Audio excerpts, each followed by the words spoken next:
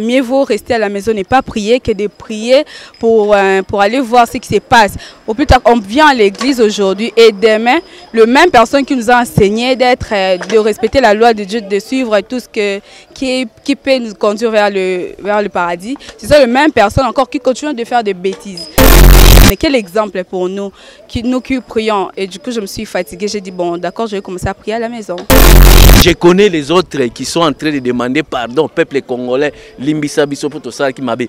Mais les églises de réveil, les gens vont fuir pour rentrer catholiques et protestants. Parce que ce n'était pas le moment pour lui de devenir un pasteur. Ah bon? Oui, ce n'était pas le moment. Je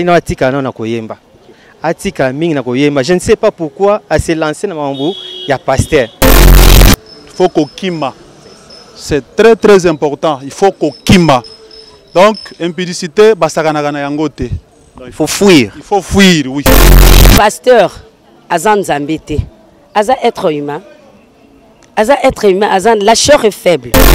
Pasteur Mike Kalamba, il limbisaye. Il aura un bagage à copte. On est à copte.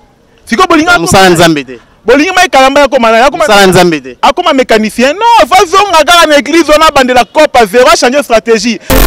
Est-ce qu'un grenouille peut vraiment vivre dans le corps humain avec tous ces microbes, un grenouille peut vivre dans le corps humain? Non. Merci beaucoup. Merci beaucoup. Je suis déçu et je ne peux jamais entrer dans l'église de réveil. Septième baga, yeyo. Mirai Toubadi, yeyo. Mirai Nabino, yeyo. Tout s'abonner kaka massivement. Na chaîne YouTube Tina Express TV, ya Mama Tina Ikoko.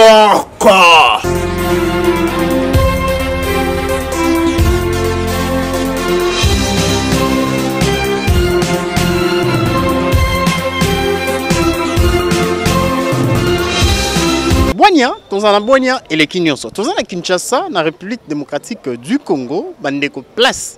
Toza ko tourner les bino, émission, bino déjà pour constater, hein? Donc plateau n'a pas échangé couleur, plateau échangé couleur, Toza juste na balabala, Toza vraiment en plein air. Ouais, puis le théo solana ba kinois, théo solana ba congolais en général par rapport à l'actualité. Actualité oblige, actualité zanini na Kinshasa, na République démocratique du Congo. Ils ont un boebi, ils ont les lelo na église, ils ont les lelo na Kinshasa. Bilonyo so boebi, compétition majabu, et belé balandi ango, et belé pe ba sepela inango vraiment.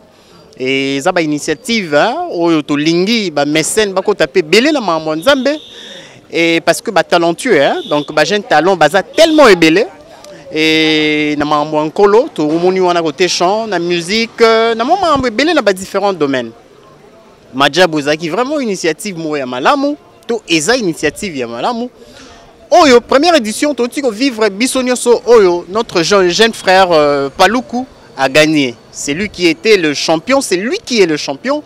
Il a remporté hein, na ba challenge na mamnyoso bolandaki du début jusqu'à la fin, Nenge et les Kaki. Kasi juste après première édition, il y a Majabu, Mambo Bandiko Bima. Mambo Bimi, moi et Belé vraiment.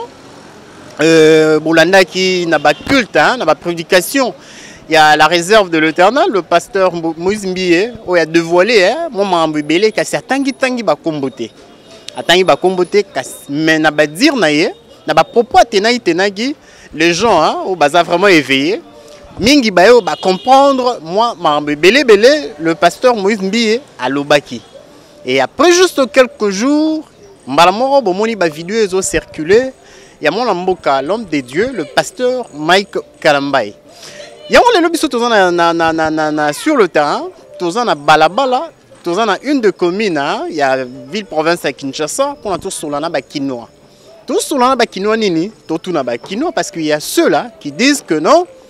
Ils ont pasteur Mike Kalambai, ils ont mis sous bazoloba, ils ont pasteur Mike Kalambai. Et en plus, na makambo et comme esiliko comme maintenant eba ba kinoa bazo penser nini pena ba kinoa ba kanisi na mambo esiliko koma. Pasteur Mike Kalambai, cet homme de Dieu, il a reconnu à sali même message. D'abord, il a commencé par démissionner dans comité directeur, hein, il y a gestion et Majabu a démissionné. A tiki poste nae Et à la fois, c'est vraiment un long message. Oh, ouais, puis à s'excuser, à s'enguer pardon, bah pardonner, bah parents, bah papa, bah maman, bah ndeko, bah limbisa na église mobimba en général. Parce qu'il y a moins de temps, distance, il y a repos, à coévrité dans le corps de Christ, à ressal absolument et l'autre. Tout sur la bakino, tout sur la ba sœur, na ba frère, na ba papa, na ba maman, ba chrétien. Tout royé ba bakino, bazo banzanini, bazo kansanini. Est-ce que le pardon a été accordé? Banzimi, bakino banzimi kolimbi sa frère Mike, le pasteur Mike Kalambay ou pas? Avec Ndala, c'est parti, on est là et en équipe. Sur le terrain, total ande bakino ba solo là, ne bakino ba répondre et juste après. Oh, papa. Tu vas bien? Ouais, je vais bien, merci. Et vous? Ouais, ça va, merci. Tu es chrétienne? Ouais, je suis chrétienne. Tu as déjà accepté Christ comme Seigneur et Sauveur? Ouais, j'ai déjà accepté. Tu es au courant de ce qui se passe à Kinshasa aujourd'hui à l'église? À propos des Manjab, ce qui se passe à Manjab. Avec le pasteur Mike Kalambay. Ouais, je suis au courant. Et la première fois quand on t'a donné cette nouvelle, ces messages, que non, il y a une de vidéos qui circule au nom du pasteur Mike Kalambay qui a fait ceci, cela. Tes impressions, ça, tu avais quoi en tête? Est-ce que tu t'es dit que non, c'est vrai? C'est vraiment le pasteur Mike Kalambay? Tout d'abord, j'étais étonnée de voir ça. Et puis, je me suis vraiment demandé si réellement c'était vraiment le pasteur Mike. Et quand j'ai encore vu le photo, le vidéo qu'on a mis, et du coup, j'ai confirmé. Vu aussi, c'est que dans le Manjab où le mari de madame... Déborah Luka, Cédric. Oui. Et j'ai encore confirmé. Je me suis dit, mais mon Dieu, qu'est-ce qui se passe avec le servant de Dieu? Pourquoi c'est toujours comme ça? C'est quelle allure ça? Donc du coup, je me suis dit, à mieux vaut rester à la maison et pas prier que de prier pour aller voir ce qui se passe. Au plus tard, on vient à l'église aujourd'hui et demain, le même personne qui nous a enseigné de respecter la loi de Dieu, de suivre tout ce qui peut nous conduire vers le paradis. C'est ça, le même personne encore qui continue de faire des bêtises. Jeunes que nous sommes, c'est un autre exemple. Alors, jeunes que nous sommes, nous voyons déjà l'exemple que pasteur Marc Kalambay nous a donné. Quel exemple pour nous qui prions? Et du coup, je me suis fatiguée. J'ai dit, bon, d'accord, je vais commencer à prier à la maison. Et c'est la décision puisque dorénavant tu prieras à la maison. Est-ce ton pasteur aussi?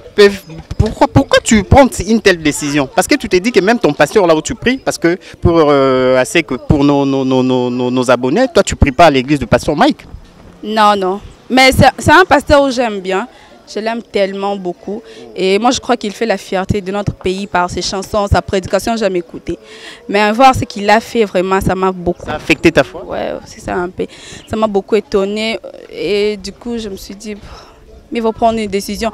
Parce que si lui, au moins, un grand pasteur comme lui, il peut faire ça, alors nos pasteurs de l'église ici, regarde, essayez un peu de voir les choses. Merci beaucoup. D'accord, papa. Mbote papa. Mbote papa. Oui, papa, oza na Kinshasa, oza na Congo, biso nyonso toyebi makambo ezoleka na yo na église, makambo ekomeli pasteur Mike Kalambay na sœur na biso Zawadi, ebeti mwa bato libaku. Oza chrétien? Oui, naza chrétien. Okay.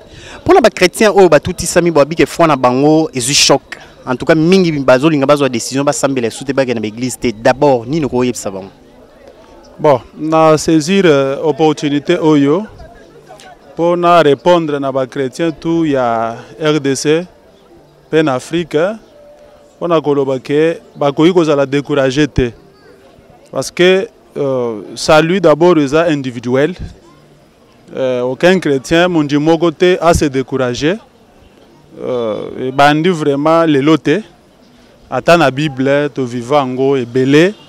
Alors, nous avons exhorté les chrétiens, il y a le monde entier, il y a le Congo Mobimba, il y a le Kondjima, il y a le Kondjima, il y a le Kondjima. Mais est-ce que si maman est comme notre papa, notre pasteur Mike Kalambay, ils ont bitumba, papa, bitumba makasi? Bon, ce qui est vrai, c'est que le pasteur a un modèle. Un pasteur est censé prêcher par un bon exemple. Makambo ekomeli soto lobi ke bitumba. Donc une partie à réponse tokoloba ke bitumba oui parce que tobundisa maka c'est tout à fait normal. Mais une autre réponse, une partie du souci à réponse, il faut kobanga nzambe. C'est très très capital. Mais ça joana Et ça vraiment et pas ya bandimi ba pasteur ba évangéliste tout le monde. Les logos aux pasteurs, aux évangélistes, aux chantres. Aux ya mutuya, c'est la crainte de Dieu. Donc sans toujours banga ensemble, eza eloko moko ya mutuya nzambe peut protéger biso. Naebi na etali impudicité, Bible epesi biso recommandation ezaka moko. Il faut kokima. C'est très très important, il faut kokima. Donc impudicité basakana na yango te. Donc il faut fuir. Il faut fuir, oui, c'est ça. Nde onga na gogo répondre na sens il faut kokima yango. Maintenant ba jeune nyoso pasteur, bah, homme de Dieu, moi génération Zoé après bah papa na biso ba Sonika Futa, après bah Roland Dalo, moi bah jeune bah mingi bah pasteur, puis mingi bah ozaï bah chanteur, bah musicien, bah commis bah pasteur. Moi conseil nyoko pe ça bon. Bon, na linga ki na pesa conseil na ba jeune belé, oyo bazalaki ba chanteur, voilà par exemple ba protocole, donc ba service moko na kati église à un moment ba commis ba pasteur. Alors toli onga na kopesa bango to ba conseil eza que œuvre de Dieu eza responsabilité. Ce qu'on dit o assumer responsabilité wana, il faut on comprendre le kozolinga o sala. Œuvre de Dieu ezali loko moko ya masekité, c'est une charge. Ce que les lots ozala qui chante au commis pasteur, il faut y avoir déjà que tu n'es plus n'importe qui. Au commis déjà mutu munene bobangi nzambe ezala kati na yo. Donc on a ce message na ba pasteur nyonso ba pasteur asika oyo bazala ba chantre banane ba gomba pasteur. Donc tolongo na ba je, tolongo na masanu, tolongo na ba biloko moko oyo ezanga tina, toyeba très bien que nzamba za na posa na biso to adhérer na nzambe, to banga nzambe. Donc nde message onga na kopesa na ba pasteur na biso nyonso ata ba passer akala parce que biloko wana peut-être lelo to lobele pona mai kalambai mais eza na batu ebele o bazana ba pratique wana bazana kati ya kosala yango lelo to lobeli mai kalambai parce que toyoki yango mais ba o nan toyoka te bazana kati ya kosala. Donc to pesa bango ba conseil batika basakana na nzambe te ata osala ngo na ata wapi nzamba monaka partout. La crainte de Dieu surtout. Et ça le vraiment partage na ba pasteur nyonso vraiment important pour na yango. Important pour nango papa motuna suka nini ozebisa bandeko nyonso ba oloba ke mingi zaka ba pasteur ya Kasai mingi bon toloba c'est un peu terre à terre et na ba oloba mingi ba luba ba pasteur ba luba ka mutu bazo kweya mutu bazo ni ko répondre na bandeko nyonso bazo mono ndie mingi zaka ba luba o ba koti na musana nzambe bazo kweya na mambu wana ya banzoto abasi ya banini et tout. Bon, je venais de le répondre tout à l'heure que ezana batu oyoyo basalaka. Mais nanu ba kutanate, nanu ba zwa nanu bimite. Oui, ya bango nanu bimite. Ezana ti banyoka nyonso yoka kawana baliaka makorodo. Mais nyoka o aliaka likorodo na nzela, yende ba pesa komba nyoka aliaka likorodo, aliaka makorodo parce que ya zolia na nzela. Donc na ba passer mususu basalaka yango. Mais koloba ke non ba passer wana ezaka ba kasayen wana c'est trop dire. Donc nazo partager avis wana na bangote. Donc banga nzambe etali passer à kasayen te ou bien pasteur ya bandundute ya baswahilité. Ce qui est vrai, Dieu il est notre Dieu azanzamba batu nyonso. Tout ça la nzambe biso nyonso ba kasayen ba swahili ba mongo ba tete la baba. Donc presque biso ba Congo. Donc ce qui est vrai, nous prêchons la crainte de Dieu. Oza la passer muluba, oza la muswahili, oza la mukongo, crains Dieu. Nde loza ya muto yango waneza teke kaka bakasayen bango. Non, pas forcément ça. Mbote papa. Mbote papa. Papa chrétien? Oui, je suis chrétien. Né de nouveau. Né de nouveau. Okay. Papa Kinshasa, République démocratique du Congo, église Eningani. Na makambo komeli musala nzambe moko ya munene. Moyembi monene kasi akoma pe musala nzambe wana tomoni bongo musala nzambe Mike Kalambai. D'abord eroyoka kiango kino Mike Kalambai. Est-ce qu'on dit Mike pena? Bon, premièrement, esalenga no passe koyoka Mike Kalambai na ba faire bongo. Esalenga passe makasi ndinga kina ba parcours n'est trop vite, je peux dire trop vite pour devenir un pasteur. Parce que ce n'était pas le moment pour lui de devenir un pasteur. Ah bon? Oui, ce n'était pas le moment. Faina atika na koyemba. Atika mingi na koyemba. Je ne sais pas pourquoi à se lancer dans mambo il y a pasteur. Est-ce que Dieu vous m'a émoté ba ni pe belen ba yembi ba comment Patrice Ngoyi Musoko ba Henri Papa ba comment ba pasteur? Basé belé. Oui, basé belé to boyete moni ba Mike Kalambai. Moi je peux vous dire que baesi manama mwanzambe par rapport na biso. Ngai on a le banabino na pe musena nzambe. Je me réserve de dire le nom. J'ai le temps de travailler na permet na basena nzambe mo minene na mboka o. Pendant plus de 10 ans. Na tikala koyoka bango na babuzoba oyo ti. O na omona le ba jeune pasteur ba osal. Na tikala koyoka bango te. Je peux même citer leur nom, le couple Hollande, paix à leur âme. Na travaillé permet na bango ba tout ya combat spirituel ba na ba emika très bien. C'est le frère Esaïe. Donc na travaillé permet na couple pendant 10 ans. Depuis que na bango pour ça moi que la nzambe vraiment na nouveau et s'enflammer le sous-sauté. Pendant que leurs enfants m'appellent, il y a tout travail, mais je me réserve de ne pas travailler avec les enfants parce que je vois mon niveau de spiritualité par rapport à... Non, j'ai dit que je dois me réserver. Mais Mike Kalambar a décevoir Bisso. Si je dis que Afanda, Nanu, Aza, Nanu, Mouye, il fallait qu'il Afanda. Pour Bisso, tu l'équipe n'a pas collaboré dans un minene, tu précipité à comme un pasteur. À des fois, les autres pensent que tu es un pasteur. Mais moi, je leur dis souvent... Je prêchais bien aussi. Je prêche pas bien, mais trop bien. Parce que j'ai l'esprit de Dieu en moi. Je sais ce que j'ai dit. J'ai dit ça par rapport à ce que je sais. Dans le temps, il y a organisé une conférence dans le monde entier avec les couples au Bakenda. Dans le temps, il y a un mais tant que moi, j'ai trouvé qu'il n'était pas encore converti. Il est toujours païen. Après tous ces temps, il est toujours. Il a chanté Jésus. Non, papa. Il a prêché Jésus. Chanter Jésus, tu es toujours païen. Prêcher Jésus, tu es toujours païen. Il a dit à Pierre, quand tu seras converti, affermis les autres. Pierre a passé 3 ans à côté de Jésus. Il était qui? Païen? Païen à côté de Jésus. Profond, hein? Je vous dis ce qui est vrai. Il était païen près de Jésus. Mais Jésus a dit à Pierre, tant qu'on a moutema, lundi sabato, il était affermi, mais il n'était pas converti. Mais homme de Dieu, face à une telle tentation, et comment ça s'appelle tentation, les cas, moi, ma casse a trébuché pendant que tu as eu non, papa. C'est une première fois. Et ça, tentation, c'est un païen. C'est un païen. Moi, je ne mange pas de mots, c'est un païen. Un grand succès, album. Non. Le succès, ça vient d'abord de qui? Est-ce que c'est de Dieu? Qui vous a dit que le succès, là, c'est le Dieu? Dieu a dit, Dieu n'aime pas élever ses enfants. Dieu aime établir ses enfants. Zamba c'est plat quoi établi. Tant que tu es établi, mais quand tu es élevé, tu es au sommet, mon peuple c'est ko bambayo. Mon peuple est bambi, na la matisa qui kuna. Na la matisa qui comment passer? Est-ce que c'est Dieu? Ce n'est pas Dieu. Mais non, homme de Dieu. Maman comme le pasteur Mike Kalambai. Est-ce que à koki ozonga pe nzamba laver à continuer musala? Oui, c'est possible. À koki ozonga sama ko nzambe nzamba za rola bisoté. Parce que nga mutemo ngai, je peux même le frapper. Mais je dis ce qui est vrai. Okay. Mais comme Dieu est compatissant, il est miséricordieux. Mais il y a des choses, il faut toujours savoir. Tu vois, Jésus avait 12 disciples.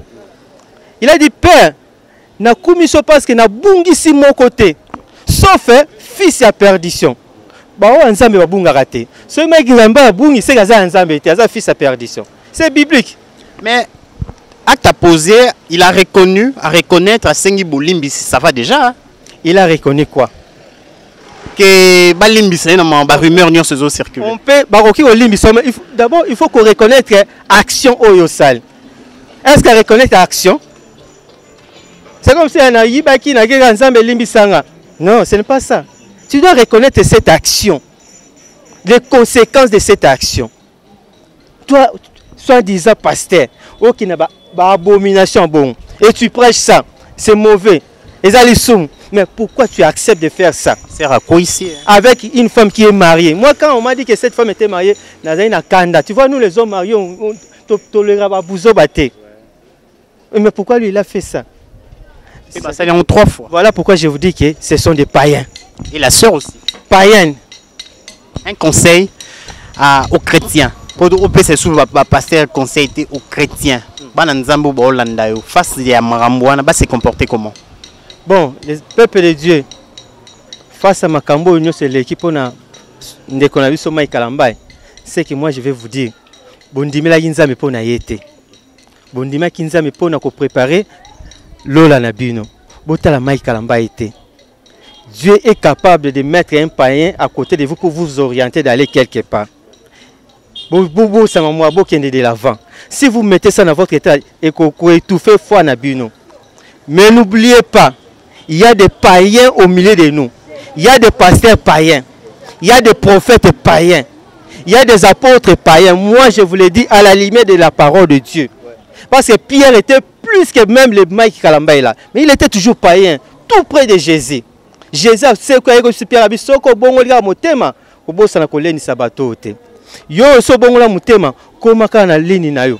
Préparer lobby na yo parce qu'on ne sait pas. Biloko yeme la so pe la distraction. Et même distraction ko étouffer vie spirituelle comme l'église des réveils comme Buzoba et comme Buzoba. Les grands problèmes c'est que l'église des réveils peut ba continuer ba doctrine ma bena mutu. Hein? Moi je vous dis la sanctification avec Dieu c'est très facile. Mutu ta ko sabino. Bon, nos séminaires, les 5 types pour être sanctifié. Non, c'est faux. La sanctification, c'est la parole de Dieu. Il a dit, déjà vous êtes purs à cause de la parole que je vous ai annoncée. Toi, tu veux quel enseignement pour être sanctifié? Médite la parole de Dieu. Sois en contact avec ton Dieu. Mais quand même, ce n'est pas ton Dieu. Continue avec ton Dieu. Tu verras ce que Dieu va faire avec toi. Tu vas oublier même les histoires de Mike Kalamba. Et s'il y a un clic de collègues, vous, ces collègues, hommes de Dieu, peut-être parce qu'il y a ceux qui sont confirmés. Il y a un bon nombre de Salianza, mais sont confirmés vraiment que non. Ils ont un clic, moi, pasteur, derrière, Mambo, Tindagi, Ser Zawadi, pourquoi il s'est. Papa, clic, il y a passé ou pas, ce n'est pas un problème. Il est toujours païen. Même quand on dit clic de passer, si passer, c'est comploté, c'est même on peut pas païen. Complot, c'est pas païen. Si tu vois un homme de Dieu, il s'est comploté pour Yoko, il sait que c'est un païen. Il n'est pas converti. Il faut revoir conversion naïe. Dieu est fidèle. Dieu peut te donner un titre. Après ça, il y a Nicodème, docteur de la loi. Mais avec Nicodème, ce que faut botama, Yassika. Nicodème, comment cela peut-il se faire? Mais toi, tu es docteur de la loi, docteur en Israël. Côté. Soko bongoli mutema na ote okota na bokonzalo la te. Mais Nicodème il était qui? Docteur. Et yo le bilan archibishop. Tu es rien par rapport à Nicodème. Il était aussi païen. Mais docteur de la loi, docteur de la parole de Dieu. Tu es archibishop, tu es qui que tu es là. Mais tu es toujours païen. Convertis-toi. Problème c'est que bongo la mutema. Mboki za ko avancer te ko va passer parce que bongo la mutema te. Vous les pasteurs, on a changé au Salema. Merci beaucoup, pasteur. Merci beaucoup, papa. Mbote maman. Mbote papa. Oui, maman, oza maman mo Christ, eso yamba yesu ndeti mo konzipe mo bikisi. Bien sûr. Na yamba yesu lokola mo konzipe mo bikisi na ngai. Oui, naza chrétienne. OK. Maman za chrétienne, eza na makambo ezo euti oleka na Kinshasa. Et Betty pena ba Christo mingi libaku. Et Betty ba Christo mingi libaku na bi que vous voyez bien déjà il y a pasteur l'homme de Dieu Mike Kalambay. D'abord un yoka qui a musala gonde ni ndima ki mbala moroto dutagina. Bon na mona ki on a réseaux sociaux. Bon un monga na kanisa ki on eza ba montage parce que na réseaux sociaux ba ça ba montage trop main. Ce qui est vrai est la réalité parce que na yoka ipe mungongo ya pasteur azo lukape ko se défendre. Mais pour Nangaï, il n'y a pas si mingi. Parce que la Bible nous dit fouiller l'impudicité. En tant que l'homme de Dieu, à aucun cas na Babylone quoi saluanate. Na oye na olobane ka ke azonga na makolo na Nzambe, a senga bolimbisi na église corps du Christ et puis abongisa marche na Nzambe na e quoi. Parce que basé na Nzambe kaka o lelo tomoni mai kalambai. Et bon ba o basala ape na kuku. Basé belé parce que ba filmaki. Et bon jadis ba o tant on a ba réseaux sociaux ezala raté. Il ba commettre pe ba bêtises belé. Donc to pese kaka chance azonga na makolo na Nzambe. Nzambe ayebi moko ako s'en charger na e akoyeba na kolimbisa e. Nzambe mo s'en charger oyeba na kolimbisa e mais ba chrétien bazana mo ba exigence. Les chrétiens au bazar na moi ba exigence est-ce que ba olimbisa facilement parce que les gens ba chrétiens musu pona bango mosali ya Nzambe a okoma na niveau anate protocole koya na yo chantre koya mais so komi déjà na rang komi pasteur en tout cas est-ce que ba olimbisa facilement Kinshasa RDC. Ah maintenant c'est là où maintenant il y a le problème parce que mutuna mutoza na conduction na pour parce que ndenge salami bongo ba tristé non nous Saint-Esprit parce que Bible zo ba que Saint-Esprit zakati na biso ozomona église corps du Christ bazana minito baza na mawa komona moko na bango ko isama na lolenga modèle à bongo surtout na ba réseaux sociaux vraiment c'est la honte de l'église d'abord donc eza passe pour na batu misusu ba misusu ba olimbi ça parce que na mutaza na conception na misusu pas ko longa pe église azongi ne catholique parce que no ka kisi moko bien en tout cas longo na église de réveil azongi na ta pas basango parce que pas basango non ba mona ba biloko à modèle à bongo te bien sûr ba sala makam na ba maintenant ba tika mona sango à sali ba publier et ça ka ba frère na bisoka ya ba église de réveil ça fait aussi la honte de l'église. Maintenant maman conseil ko pesa na ba maman nyonso ba olando sikoyo bazui choc pe mingi bazui choc ba bi même bana na bango ata ko kende église ko kota na ba département ba lapi parce que bana ondie ba ko mo kendo be bande na église ni ko yebsa bango. Bon, je dirais à tout le moment que pasteur azan zambete aza être humain. Azan, la chair est faible aux monde. Mais Bobby a bien l'église, n'a pas réveil la chair faible et même pas ça, bon, ba maman ba okobo ya nzambe te pona yo ko isami. Hein? Mutu na mutu ozala juger. Vous comprendre? À chacun sa part. Vous comprendre? Donc Mike Alambai ako sambisa mana lolenge ne pas ya nzambe. Et ça te pona Mike Alambai ya onde okim église. Il faut que bonde là ko sambela pe pona basai na nzamba ngo kaka donc po bazaka bato nzambe ache wana pona biso côté ya biso elo pe na osenga pe na basai na nzambe bino pe ba papa boluka pe na bo changer boluka na bo changer bozo qui s'appelle église du corps du Christ soni makasi hein ba réseaux sociaux oyo eye pe na makam na monango na biso pe ba sero tozo ya na kati na église to tika ko ya ko isa pe basai na nzambe poza na ser moko ya ka détermination ezaka ndena ke wana ye fona ko c'est le quoi ebika za renommé azomona moi quelque chose ye foso na tokbimi na sa moi vidéo pona sa chantage donc moi mambo ba $14,000 na kati moi mambo belé donc to pesi ser na biso zawadi mbote donc parce que biso tozo comme une église au milieu du village hein tozo ouais bon on appelle na landeka na réseaux sociaux bon na yoka ki balobi ke eza trafic ba yoka na ki déjà kende ba oya na majabu Mike Alambai lokola azana kati na po bazora mbongo oya na majabu wana baza sponsorisé bazora mbongo ebele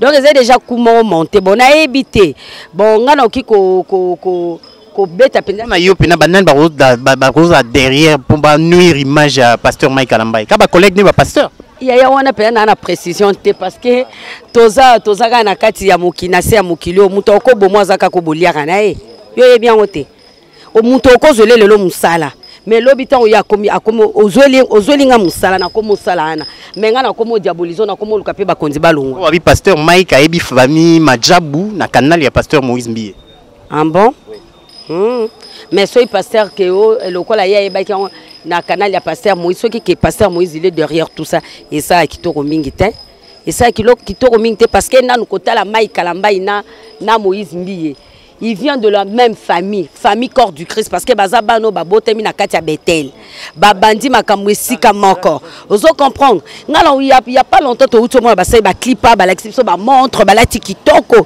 ils étaient très beaux là mais comment yo okiko ya ko poignarder sous moninga na sima so ipenza ke ya soleza pasteur Moïse Mbiye non parce que Kalamingi t'a payé pe azoy pe problème na sœur Eliane mais to ka ki ke Mike Alambai ya sunga kaye alinga ke opnini prison Mike Alambai ça qui intervention pourquoi yo olinga poignarder moninga si réellement que ça des pasteur Moïse Azali na simana ya makamona nzambe ako PCP tout mpo sepelate pour na pela nzambe vraiment pour nzamba za ragisa olinga pe bongo te lokwa bazaba na Bethel bazaba na tata moko mama moko en tout cas ba luka ba bongisa po bazo sa pe sonya église.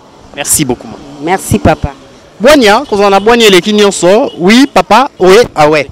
Ouais. C'est Tinexpress Télévision, avec Tinexpress Télévision. Et madame, messieurs, nous évoluons. Et donc juste après cette petite interview, hein, nous venons là de parler avec notre maman qui a représenté toute le maman chrétienne de nos églises réveil de la République démocratique du Congo, précisément là où nous sommes maintenant, là à Kinshasa. Maintenant, nous allons parler avec notre papa. Bonjour papa. Bonjour. Vous êtes chrétien? Oui, je suis chrétien. Français, lingala? Français. Oui. Chrétien. Chrétien, né de nouveau. Né de nouveau, par Jésus-Christ, Seigneur Sauveur. Okay. Et vous êtes dans quelle église? Je suis dans l'église protestante, mais je suis avec des amis des corps de Christ, dans l'église des réveils. Okay. Papa, par rapport à ce qui s'est passé, vous êtes au courant, vous êtes informé, vous avez suivi, hein? Oui, j'ai suivi, c'est humiliation. J'ai même cessé des courtoirs d'embrasser le pasteur des églises des réveils, puisque c'est de la honte. Non, c'est la honte, mon frère. On est serviteur de Dieu. On ne s'amuse pas avec Dieu. Il ne faut pas être caméléon. Être, je ne sais pas moi, au latinzo, toi-même, non, ce n'est pas bien. Ça fait la honte de l'église de Dieu. Il faut respecter l'église de Dieu. Je connais les autres qui sont en train de demander pardon au peuple congolais, Limbisa Bisopo, tout ça qui m'a dit. Mais les églises de réveil, les gens vont fuir pour rentrer catholiques et protestants, puisque c'est la honte. C'est la honte. Madjabou, on prenait ça comme un bon. Mais si c'est le diable qui est derrière, qui crée toutes ces histoires, Zizani, juste pour diviser, juste pour nuire à l'image des hommes de Dieu, même de cette œuvre, de cette initiative que nous tous, hein, nous avons vraiment loué et tout. Peut-être c'est le diable, non? Oui, le diable, un serviteur de Dieu ne peut pas être tenté par le diable. Le diable fuit les serviteurs de Dieu. Quand vous êtes intègre, le diable sera loin de vous. S'il est près de vous, donc vous-même. Mike, on a suivi qu'il avait une femme américaine, elle a couché avec sa petite... Ce sont des choses d'adultère, ça continue pour lui. Hein, c'est l'adultère. Et vous dites que papa, c'est Dieu qui expose, Dieu qui a choisi les bons moments pour exposer cet homme de Dieu, Mike Kalamba, et qui peut-être dans le silence, en coulisses, depuis, c'était ça sa vie. Il est dans l'adultère. Dieu ne peut pas accepter les gens qui font des bêtises, ou bien Dieu ne peut pas accepter les péchés. Non, Dieu n'accepte pas les péchés, loin des péchés. Si vous êtes un serviteur de Dieu intègre, vous serez loin des péchés. Hein? Maintenant, pour tous les parents qui vous suivent en ces moments, papa, tous les parents de partout, qui ont vraiment été choqués, blessés, affectés, leur foi même été affectée par rapport à cette histoire, les sextapes d'un homme de Dieu sale et tout. Et un message en l'endroit de tous ces parents-là. Je dirais, dans l'église des réveils, il n'y a pas de sérieux. Il y a des gens sérieux, mais beaucoup font beaucoup de dérapages. Quant à moi, je les courtois, sont des amis, mais j'ai cessé vraiment d'être avec les serviteurs des églises des réveils. Je rentre aux protestants là où j'étais. Il y a des exceptions. Par exemple, les Roland Dallot. Il y en a. Oui, Dallot. Il y a des hommes. Les Marcelo Tounassi. Oui, il y a des hommes sérieux. Il y en a. Mais il y a aussi les Turbatou. C'est que dire Bandoumba, Bazali. Hein, et ça fait la honte. Vous prêchez la parole de Dieu et tu fais des bêtises. C'est décourageant. Et les païens, qu'est-ce que les païens vont dire? J'étais avec un ami païen qui me dit, l'église des réveils, Nabino beaucoup misaka. Tala biloko bazo sala. Mais moi aussi, un païen, je vais continuer à faire mes bêtises. Parce que Batunabino, Yanzambe, Tala. C'est la honte. Et je suis blessé. Je ne peux jamais courtoiser un serviteur de Dieu de l'église des réveils. Merci. Mes enfants, ma famille, nous rentrons protestants. Mais papa, il ne faut pas faire ça quand même. Non. Parce que tantôt là, vous disiez les saluts est individuel. Non. Il sera jugé seul, mais vous pouvez continuer. L'image de l'église des réveils est vendue. Il y a des hommes sérieux qui vous m'avez parlé de Laura Dallot. C'était un homme intègre. Je n'ai jamais entendu dans les bêtises, des adultères, tout ça. C'est un homme intègre. Il y en a quelques-uns. Mais ce qu'ils font.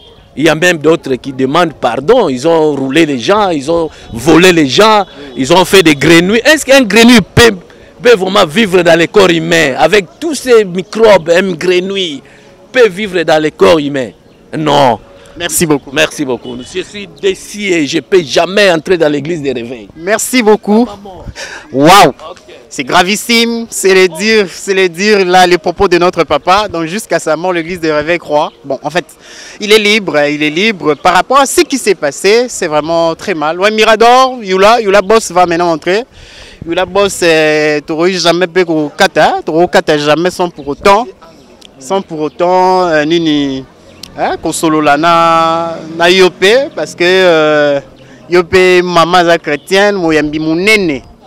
Yo paye yo chrétien et tout parce que tu auras pas de temps et ça la moi banalise na yo solo là mais o est commis yebisa biso nanu Mike Kalamba azo est-ce que ça y est parce que yo posana nous un grand technicien un ingénieur o yebine ba ça ba Photoshop ba montage et tout est-ce que ça Mike Kalamba premièrement un réalisateur monteur caméraman et puis toyebi so eza montage toyeba yango mais to analyser yango eza montage te omona eza lokola ngando bokimi mokili boye na mai bokutani na ngando na mokili bokutani de na Lyon do bokimi église wala tokimi na église mais toyekutana na bangando lisusu mai Kalambai na ondima pardon na ye ayaki cop na ye abeti cop na majabu esimbi voilà aomi kosa neti ke non appliqué crise moko bowana abando senga pardon toyebi te parce que kotala business ya solo penya na kati église business ya solo parce que kotala lelo yo soki mondimi ana pasi pasteur osambelela isekaka non nzambe opambola yo mais pasteur ye moko so na pasi asengi abengi bandimi afin appel de fonds baye otikele mbongo omona ke non quelque part comme kopa mbongo kopo mutalati cravate alati chemise enfilée veste trop sérieux mais ba osala na mulili même paye basala yango te même bato bamela babombe bakosala yango te. Un grand monteur comme Yula Boss a confirmé que vidéo eza Mike Kalambai. Vidéo eza Mike Kalambai, eza Mike Kalambai parce que ndenge tout Hollanda kotala l'église oyo bandi na limete kaka limete l'église comme na première rue ti na 16e rue l'église on a nyonso eza ya obeba bango tout basala ba film. Mais ngana kotanga na ba kombote mais la plupart ba vidéo bato mitakala ba pasteur ba sala ba vidéo mitakala ko coucher na bandimi et ça la plupart ça ba kasaye mais ngaso permettre ngana kotanga ba kombo tanga ba kombo to bani na mukuna il y a un montage ba politique et kota ipo ngana lo bate ya abai ke non mukuna asali vidéo mutakala a coucher na mundimi na bio mabolongo ne za ki yete nga montaka image na yebi ke non mabolongo ne za ki ya mukuna toke na Moïse Mbiye ote vidéo ne va qui Lili ne va qui était vers qui est on a toujours baluba on se comprend te kende na ba pasteur belé te kende na o tatu o soki nani kombo atara ligne lokola ngai o yepe lisusu ozomona église to kimi ngolo ba ke baluba ba sérieux te na mamonza ba sérieux mais sauf que non ba vidéo to sala mingi sande la plupart sera baluba pasteur baluba yango wana vraiment. Car bango na bango pe kande bazana ba problème. Et Yula Boss maintenant face à Oeleki. To limbisa pasteur Mike. A ozonga na mo souté. Te ba limbisa zonga na cop na e. Église comme cop. Ah ba limbisa vraiment bo limbisa zonga na cop tala kaka. Avivara na cop wana bo limbisa Mike Kalambai. Merci beaucoup. Wana za cop na ye. Ngai ba na limbisi zonga za cop. Omona lelo yo ba mame belé kokatanga na nute po émission esi ouais loba po lelo yo majabu to soki ngo lokola ba ange baza kuna majabu ba angelu yo kane ba loba na micro mais makambu ba osala ba sera batu ba mama ba pesi bana confiance abi oboke na majabu kuna o ba angelu bazala kuna nzoka suka bimisi le nyoka awa majabu obi ke note kuna ba angelu ba kuna o ba diable obi ke place bon diable a rebondisa makasi soka bimisi onyo ke bomba mana luketu obi ke place bon diable a rebondisa makasi obi non diable soko bundisa majabu fa le balonga siko tong ba utinda na majabu kuna abi ke no kuna ba angelu ka bazalaka njoka bosani ke no soka bimisi nyoka na luketu afo kima Yula Boss tombe la souka katanga neni ngana silo bate bakaniseka mabanyoka one suka kaka na bapaye njoka bango moko sikoyo ke ba msu ya yo peza na ebimite ngai